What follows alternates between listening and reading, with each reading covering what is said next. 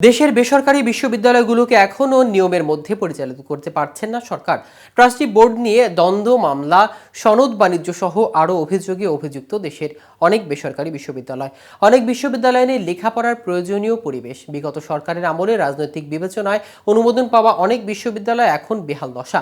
নানা সংকটে থাকা বেসরকারি বিশ্ববিদ্যালয়গুলো এখন মানসম্মত শিক্ষার অন্তরায় হয়ে দাঁড়িয়েছে। বিশ্ববিদ্যালয়গুলোতে দেদারসে সনদ বাণিজ্য হওয়ায় প্রতিনিয়ত বিভিন্ন দপ্তর থেকে ইউসিজিতে আসছে সনদ বাছাইয়ের আবেদন। এছাড়া দেশের বেসরকারি বিশ্ববিদ্যালয়গুলোতে আর কি কি সমস্যা হচ্ছে, দেশের বেসরকারি বিশ্ববিদ্যালয়গুলোর কেন এই করুণ দশা, এর জন্য দায়ী কারা এবং বিশ্ববিদ্যালয়গুলোকে নিয়মের মধ্যে চালিত করতে বর্তমান সরকারের কোন কোন পদক্ষেপ নেওয়া উচিত, এসব নিয়ে বিস্তারিত থাকছে আজকের প্রতিবেদনের বাকি অংশে। কেটিভি নিউজ 24 চ্যানেল থেকে আপনাদের সাথে আছি আমি মাহমুদুর রহমান সিয়া।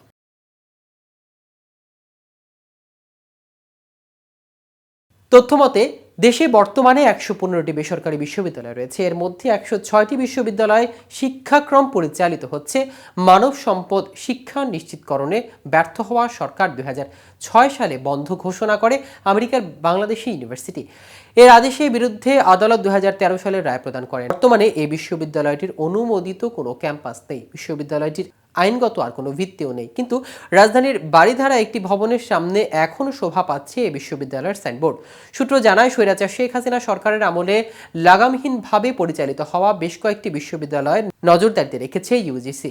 এর মধ্যে রয়েছে অতি দীপঙ্কর বিজ্ঞান ও প্রযুক্তি বিশ্ববিদ্যালয়, প্রিমিয়ার বিশ্ববিদ্যালয়, স্ট্যামফোর্ড সহ আরও বেশ কয়েকটি বিশ্ববিদ্যালয়। আওয়ামী লীগের আমলে বেশ কয়েকটি বিশ্ববিদ্যালয় দখল হওয়ার অভিযোগে ইউসিজির কর্তা ব্যক্তিরা এসব বিশ্ববিদ্যালয় নিয়ে তদন্তে নামছে। ইউসিজি বেসরকারি বিশ্ববিদ্যালয় বিভাগের এক কর্মকর্তা জানান, আওয়ামী লীগের আমলে খেয়াল খুশি মতো চাইলেই চলছিল স্ট্যামফোর্ড বিশ্ববিদ্যালয়। আত্মীয়করণের কারণে অনেক অনিয়ম দুর্নীতিতে জড়িয়ে পড়েছে বিশ্ববিদ্যালয়। ঢাকা ইন্টারন্যাশনাল ইউনিভার্সিটির বিরুদ্ধে প্রয়োজনীয় ক্লাস না নিয়ে পরীক্ষা নেওয়া, নির্ধারিত সময়ের আগে কোর্স শেষ করা ছাড়াও রয়েছে নানা অভিযোগ। আওয়ামী লীগের আমলে রাজনৈতিক বিবেচনায় অনুমোদন পাওয়া কক্সবাজার বিশ্ববিদ্যালয় মরতে বসেছে ট্রাস্টিদের দ্বন্দ্বে। এদিকে বেসরকারি বিশ্ববিদ্যালয় আইন ১৯৯২ যুগোপযোগী করার কথা বলে ২০১০ সালে সংশোধন করা হয়, কিন্তু আশ্চর্যের বিষয়, পুনঃপ্রণীত আইনে ৫৩টি ধারায় এটিতেও একাডেমিক ও চিন্তার স্বাধীনতা বা উচ্চশিক্ষা তথা বিশ্ববিদ্যালয় স্বায়ত্তশাসনের প্রশ্নে কোনো শব্দ নেই। বরং বিভিন্ন ধারায় বিশ্ববিদ্যালয়কে আমলাতান্ত্রিক আইনি মারপ্যাচের মাধ্যমে বিশ্ববিদ্যালয় মঞ্জুরির কমিশনের করা নজরদারিতে রাখার বন্দোবস্ত করা হয়েছে। উল্লেখ্য, বেসরকারি বিশ্ববিদ্যালয় আইন ২০১০ রক্ষণশীল ও কর্তৃত্ববাদী হলেও সরকার সেটিকেও এড়িয়ে গিয়ে যেন তেনভাবে বেসরকারি বিশ্ববিদ্যালয় প্রতিষ্ঠার মাধ্যমে ব্যবসায় করার অনুমোদন দিয়েছে। যদিও বেশ কয়েকটি বিশ্ববিদ্যালয় গুণগত শিক্ষা নিশ্চিত করতে সচেষ্ট। এর মাধ্যমে একদিকে গুণগত মানসম্মত শিক্ষার আকাঙ্ক্ষা বা সনদকে প্রশ্নবিদ্ধ করা হয়েছে, অন্যদিকে পরিকল্পিত অসামঞ্জস্যপূর্ণ স্নাতক বা গ্র্যাজুয়েট তৈরির মাধ্যমে বেকারত্বের ঝুঁকি ফেলা হয়েছে লাখ লাখ সম্ভাবনাময় তরুণকে। বেসরকারি বিশ্ববিদ্যালয় আইন ২০১০ এর ৪২ ধারা দেশের আর্থ সামাজিক অবস্থার মানদণ্ডে সামঞ্জস্যপূর্ণ একটি শিক্ষার্থী ফি এবং ৪৩ ধারায় শিক্ষক, কর্মকর্তা ও কর্মচারীগণের জন্য উপযুক্ত বেতন কাঠামো ও চাকুরির প্রতিধান মালা নির্ধারণের সুস্পষ্ট নির্দেশনা রয়েছে। কিন্তু বিভিন্ন বেসরকারি বিশ্ববিদ্যালয় অসামঞ্জস্যপূর্ণ ফি ও অনুপযুক্ত বেতন কাঠামো বিদ্যমান। এটি অবধারিতভাবে একটি বৈষম্যমূলক ব্যবস্থাকে নির্দেশ করে। বেসরকারি বিশ্ববিদ্যালয় আইন ২০১০ সংশোধনী এখন সময়ের দাবি।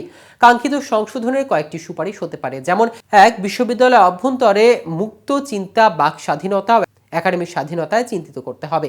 ২. আইনগতভাবে শিক্ষকদের ইউনিয়ন থাকতে হবে, তবে এটি কোনোভাবে দলীয় রাজনৈতিক পরিচয় ধারণ করতে পারবে না। ৩. শিক্ষার্থীদের ইউনিয়ন থাকতে হবে, যেটি নিয়মতান্ত্রিকভাবে নিজেদের প্রতিনিধিত্ব করবে, তবে এটি কোনোভাবেই দলীয় রাজনৈতিক পরিচয় ধারণ করতে পারবে না। ৪. শিক্ষক কর্মচারীদের জন্য প্রতিযোগিতামূলক বেতন কাঠামো নিশ্চিত করতে হবে। 5. চাকরি নিরাপত্তা ও সার্ভিস বেনিফিট, স্যাবাটিক্যাল ছুটি, মেটারনিটি ছুটি, শিক্ষা ছুটি ও গবেষণা ছুটি চিহ্নিত করতে হবে। ৬. শিক্ষার্থী টিউশন ফি দেশের আর্থসামাজিক প্রেক্ষাপট বিবেচনা নিয়ে যৌক্তিক পর্যায়ে রাখতে হবে। ৭. অভিন্ন গ্রেডিং পদ্ধতি চালু করতে হবে। ৮. সুযোগ্য অধ্যাপককে ভিসি এবং প্রভিসি হিসেবে নিয়োগ দিতে হবে। ৯. বিশ্ববিদ্যালয় পরিচালনা পর্ষদে একই পরিবার থেকে দুজনের বেশি সদস্য বা ট্রাস্টি থাকতে পারবে না। ১০. ট্রাস্টি কোনো লাভজনক পদে থাকতে পারবে না, এমনকি বেতনভুক্ত কোনো কাজে নিজেকে নিয়োজিত করতে পারবে না। ১১. প্রতি বছর অথবা ২ বছর পর পর সমাবর্তন হতে হবে। ১২. বিশ্ববিদ্যালয় সাধারণ তহবিল পরিচালিত হবে অবশ্যই ভিসি ও কোষাধ্যক্ষের স্বাক্ষরে। 13 বিশ্ববিদ্যালয় পরিচালনা পর্ষদে অবশ্যই 1/3 সদস্য থাকবেন শিক্ষাবিদ ও শিক্ষক। 14 বিশ্ববিদ্যালয়ের বাজেট অধিবেশনে শিক্ষক, শিক্ষার্থী ও অ্যালামনাই প্রতিনিধি রাখতে হবে। প্রতি বছর বাজেটে গবেষণা বরাদ্দ থাকতে হবে। 15 অর্থ কমিটিতে শিক্ষক প্রতিনিধি, শিক্ষার্থী ও অ্যালামনাই প্রতিনিধি রাখতে হবে। দর্শক, আজ এ পর্যন্তই। সারা দেশের ইতরত্র সকল আপডেট পেতে কেটিভি নিউজ 24 এর সাথে থাকুন। ধন্যবাদ সবাইকে।